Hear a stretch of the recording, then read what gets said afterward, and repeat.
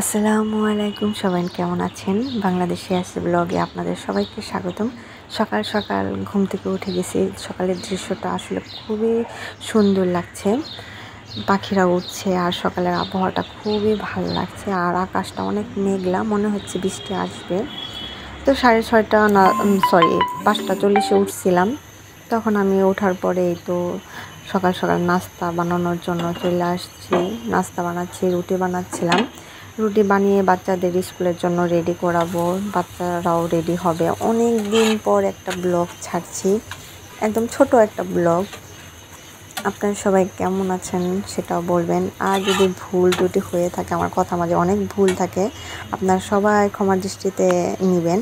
আমি আমার বাসাটা চেঞ্জ করছি অনেক দিন হলো। আর ভিডিও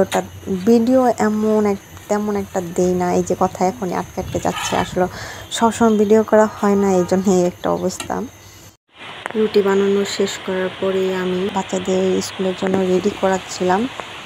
স্কুলে যাব তখনই বৃষ্টি। এই বৃষ্টির জন্য অনেকক্ষণ অপেক্ষা করছি স্কুলে যাওয়ার জন্য, দেখি বৃষ্টি কমছে না। কিন্তু কিছু করার নাই, আজকে লাস্ট স্কুলের ছুটির দিন, মানে পরে আর স্কুল খুলবে না।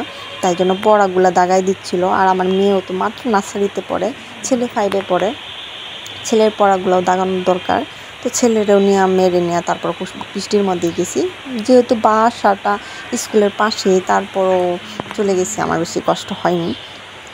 আর বাসায় আসার সময় একটু থামছিল বৃষ্টিটা, আবার শুরু হয়ে গেছে, মানে প্রচণ্ড পরিমাণের বৃষ্টি হচ্ছে। আজকে সারাটা দিন, এখন 4:10 বাজে, আমি যখন আপনি রেকর্ড করতে বসছি তখনও বৃষ্টি পড়তেছে। ভালোই হয়েছে, 2টা দিন অনেক গরম গেছে। আজকের ভিডিও এই পর্যন্তই। সবাই ভালো থাকবেন, সুস্থ থাকবেন। আসসালামু আলাইকুম।